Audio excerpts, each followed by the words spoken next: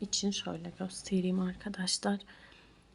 Burada bunun bitiş noktasını baz alarak 1, 2, 3 adet ilmek geriye saydık ve ipimizi bağlıyoruz buradan.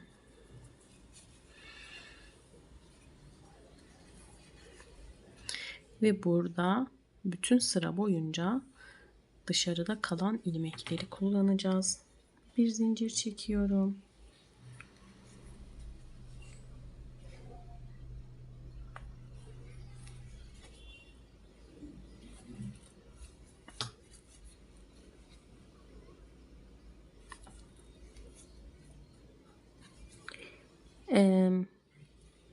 Ön kısımlara geldiğinizde burada tamamını alabilirsiniz ilmeğin. Dilerseniz de yine tek kanatlarından örmeye devam edebilirsiniz. Bu şekilde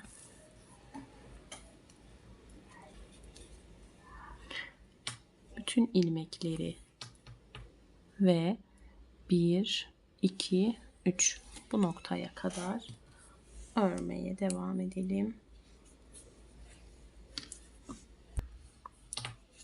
Bu sıranın da sonuna kadar geldim. Bir zincir çekip döndüm ve aynı şekilde sıranın sonuna kadar sık iğne yapıyorum. Burada da 4 sıra yapacağız toplam. 1, 2, 3, 4. Dördüncü sıranın bitişi yine buraya denk gelecek. 4 sırayı tamamlayalım ve 5. sırada eksiltmelerimize başlayalım. Evet, 5 sıra tamamladıktan sonra 2 zincir çektim. Örgümü de çevirdim. Şimdi tığımın üzerine aldım. Burada sık iğne yapmıyoruz. İkili trabzanlar yapacağız. Zincirin dibine 1, hemen yanındakine 2, yanındakine 3 ve sıradaki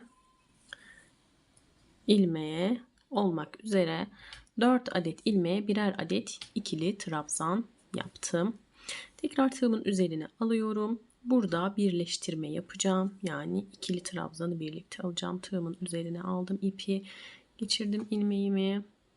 2 tanesini tek seferde aldım. Tekrar tığımın üzerine aldım. Sıradaki ilmeğe batıyorum. Ve yine burada ikisini birlikte aldım. Daha sonra tığda kalan 3 ilmeği birlikte alıp kapatıyorum. Aynı işlemi 10 kez tekrarlayacağız burun kısmında. 1 ve kapatıyorum. Bu şekilde 10 adet eksiltme yapalım.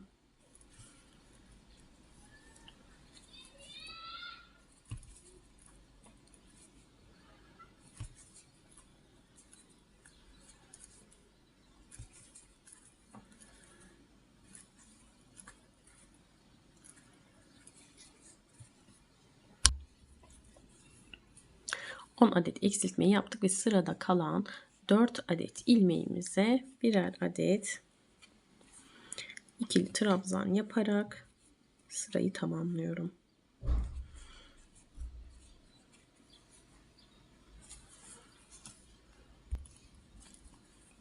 Sırayı tamamladım.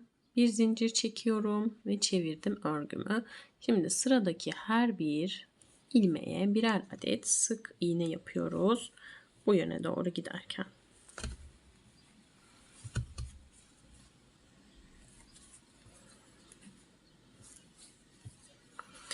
Burada toplam 18 adet sık iğnemiz olacak.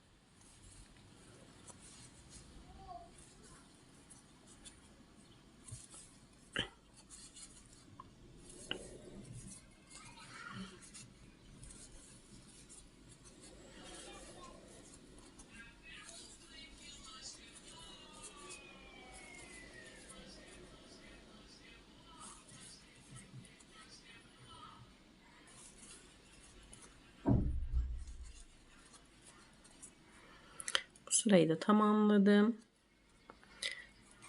zincir çekiyorum. 1 2. Şimdi bu sırada bir artırma yapacağız, bir normal batacağız, bir artırma yapacağız, bir normal batacağız. Birincisi normal batalım. Zincirin dibine bir adet ikili trabzan. Sıradaki ilmekleri eksiltiyoruz. Sıradaki ilmeği bir adet ikili trabzan olarak alıyoruz.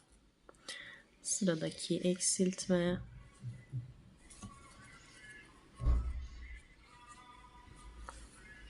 Bu şekilde bu sırayı da tamamlayalım. Bu sırayı da bu şekilde tamamlamış oldum. Tekrar 2 zincir çekiyorum. Burada sık iğne değil, yine eksiltme yapıyorum. İkili trabzanları birlikte alıyorum yani. Arada bir trabzan yok.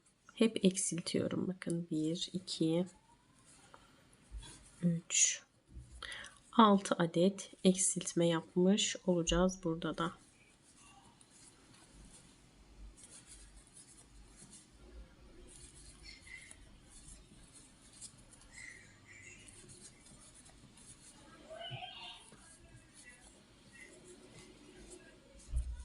Bir zincir çekiyorum ve her birine birer adet sık iğne. 1 2 3 4 5 ve 6.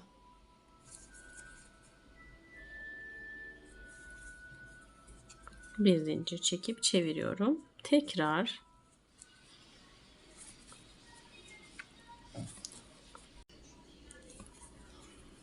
bir zincir çekip çeviriyorum. Şu an 4 5 6 7 8 9 10 sıra ördük. 11 12 13 sıra olacak toplam.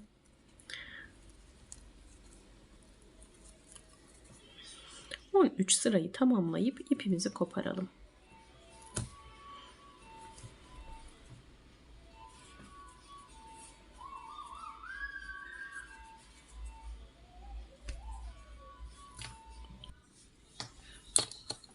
On 13 sıra yaptım ve ipimi kopardım. Bir zincir çekip bu kısmı da sabitlemeyi, sağlamlaştırmayı unutmuyoruz tabii ki. Şimdi geldik bu yan bağcık kısımlarına. Bunun için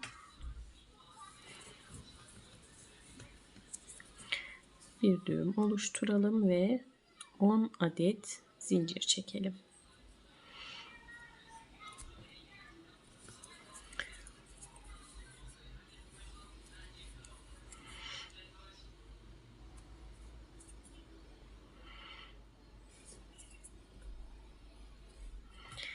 Bir, 2, 3, 4, 5, 6, 7, 8, 9, 10.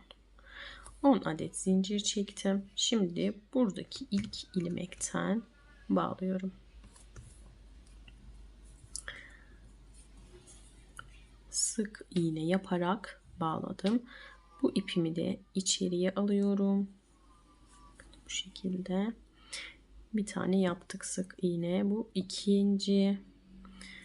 3 4 5 ve 6.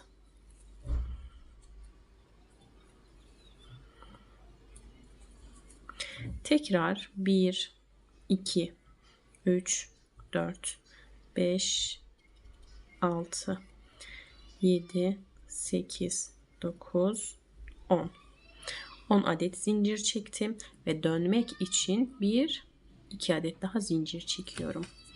Tığımın üzerine aldım ipimi, son çekmiş olduğum 2 zinciri bırakıyorum ve bu yönden 3. sıradaki zincirin içerisinden ikili trabzan yapıyorum. Sıradaki 8 adet zincire daha ikili trabzan yapacağım. Yani toplamda 9 adet ikili trabzan yapmış olacağım.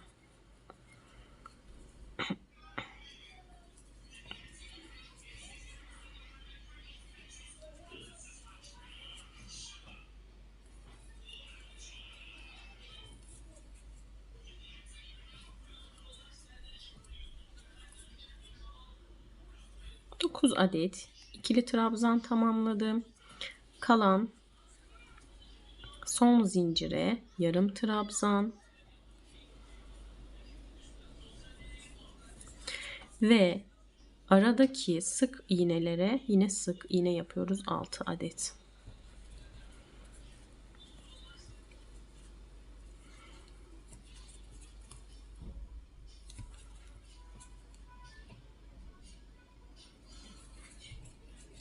Sıradaki ilk zincire yarım trabzan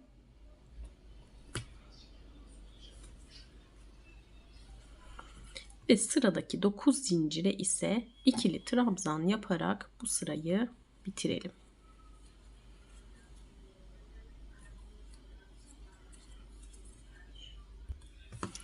Bu sırayı da tamamladım ve bir zincir çekip örgümü çevirdim. Şöyle bir görüntü oluştu. Şimdi bütün ilmeklere sık iğne yapıyoruz. Sıra sonuna kadar ve bir zincir çekip sağlamlaştırıp ipimizi koparacağız.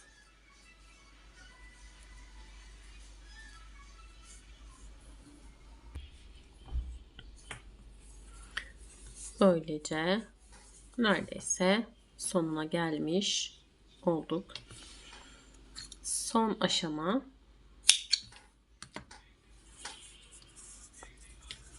bu kısma kahverengi şeritlerimizi yapmaya geldi.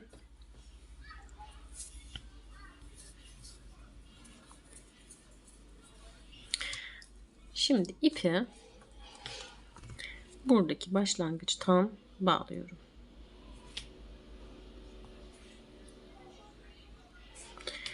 Burası böyle çok açık kaldığı için biraz içeriden bağlayacağım ben. Siz normal bağlayabilirsiniz isterseniz.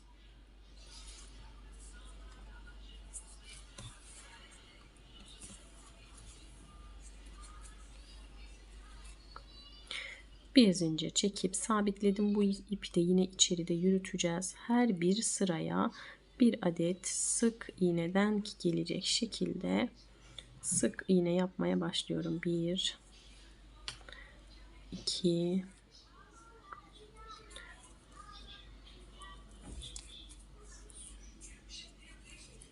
3 4. Şimdi 4 adet sık iğne yaptım. Şu kısmı bakın şöyle açılmaması için nereden bağlamıştık? Üçüncüden. 1 2 3. Üçüncü ilmekten geçirip bir kaydırma yapacağım. 1 2 3.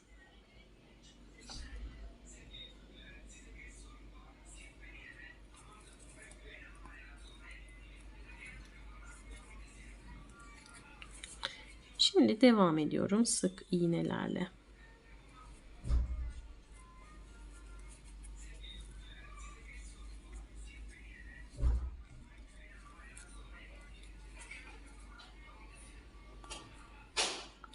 Bu araya bir adet yaptım.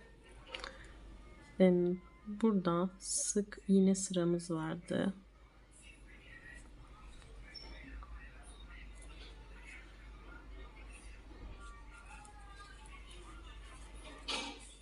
Bir tane buraya. Bu şekilde sıra sonuna kadar devam edecek sık iğnelerimiz. Şurada bir eksiltme yapacağız.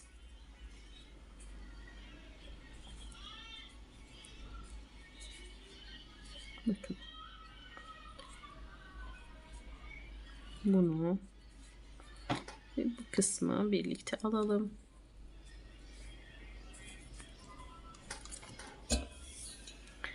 Ve devam ediyoruz. Her sıraya bir adet sık iğne gelecek şekilde.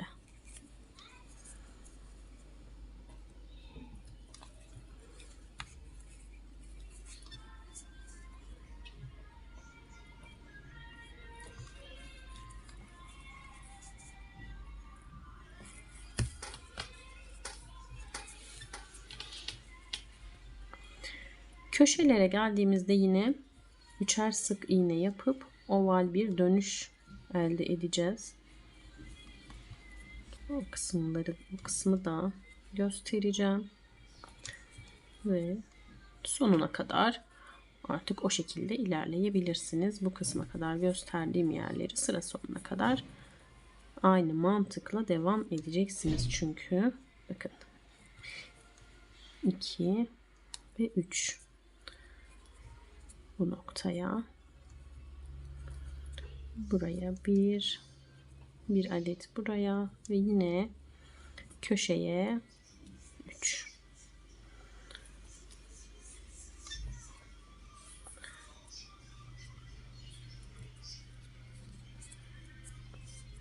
Bu şekilde devam ediyoruz.